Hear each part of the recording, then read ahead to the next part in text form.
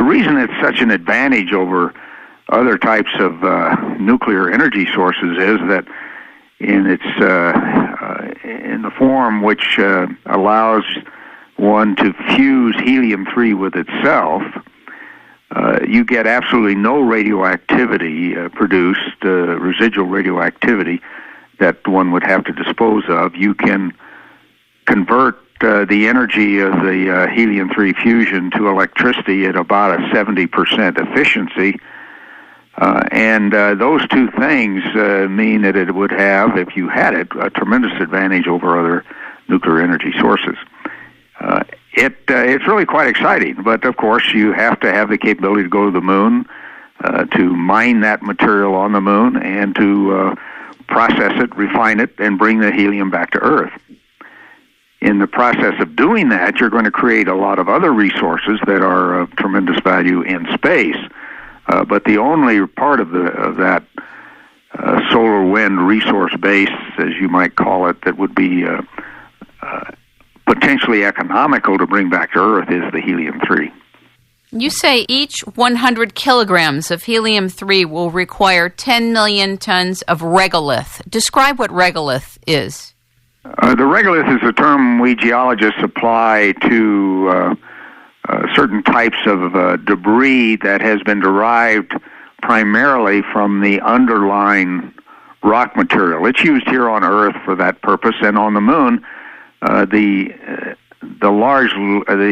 pulverized material that covers the Moon is indeed regolith that has been produced by the impact of meteors and micrometeors over geologic time.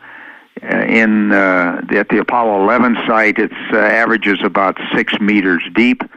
The Apollo 17 site, where I explored, it is about 9 meters deep, but there's a very special reason of why it's deeper there than elsewhere. Over the Moon, on the average, in the older parts of the Moon, the older surface of the Moon, that debris layer is probably on the order of 6 meters deep. Now, of course, it's irregular, but that's the average. You say that terrestrial solar power and renewable energy is kind of in the box, but it's very expensive. It's only competitive now. The windmills that you see all over California and other parts of the world are only competitive now, and other solar energy sources are only competitive now because they're subsidized. The taxpayer is paying to subsidize the cost over what they would require if left to their own economic devices. There are a few places where solar panels can be economic on their own without a subsidy. Space is one of those places because it's a very useful way to produce electricity for things like the space station. But if you're going to do it for here on Earth for what one would legitimately call commercial purposes, right now all forms of solar energy really do require being subsidized. Not only on their own, because of the cost of the technology is significantly higher than an equivalent amount of energy being produced by other systems. But since the sun doesn't always shine and the wind doesn't always blow, you have to also have as backup other types of power sources, coal or nuclear in principle.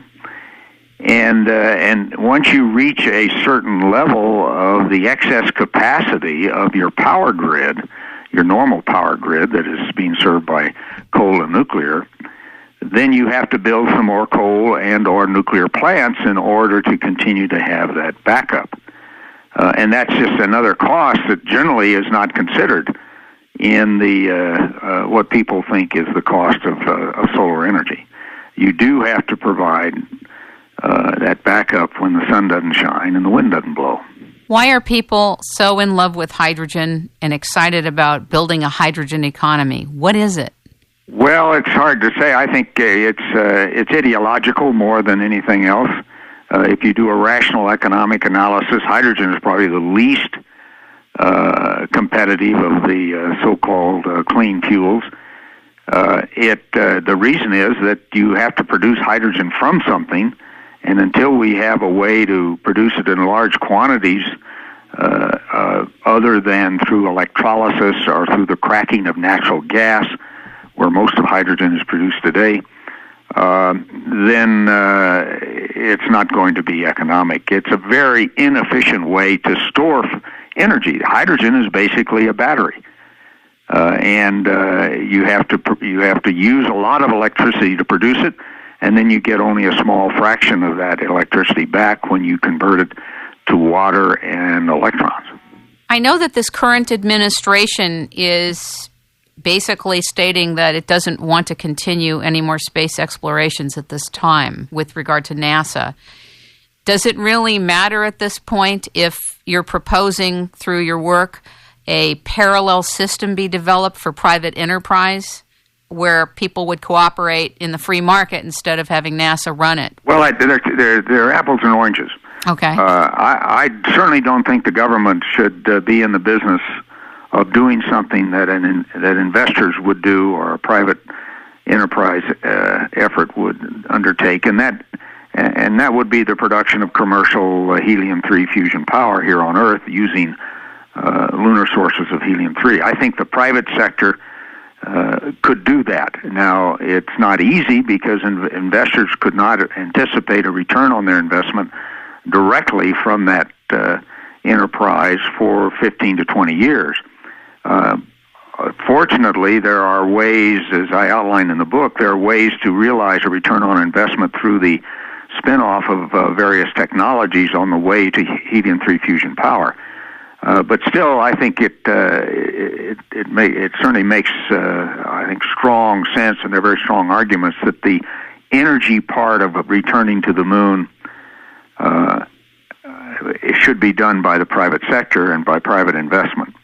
The government's role in returning to deep space, as articulated well by many over the last several years, is a much broader has a much broader rationale from a geopolitical point of view. The United States has many competitors in this world. China, Russia, and others, and Europe, not to be ignored.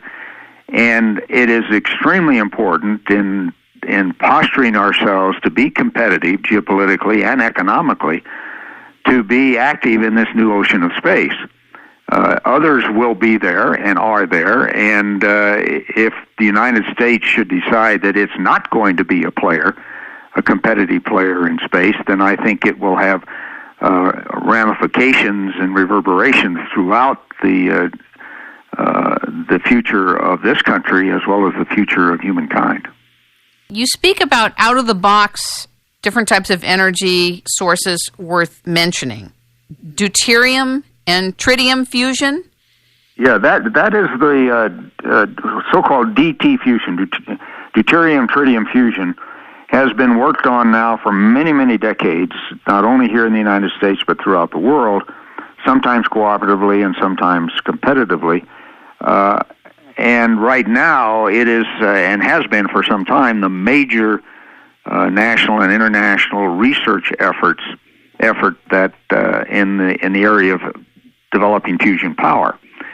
Unfortunately, there are many disadvantages to that, to the use of those two fuels to produce electricity. The primary disadvantage is that you will never be very efficient with it. It'll never get better than what a coal plant or a nuclear plant can do today.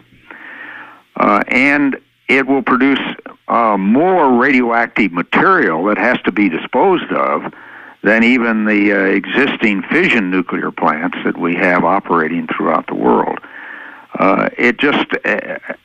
Those two things in and of themselves, I think, undercut any kind of long-term commercial value to DT fusion research. In addition, the capital cost of plants that would enable you to use DT fusion to produce electricity will be very, very high.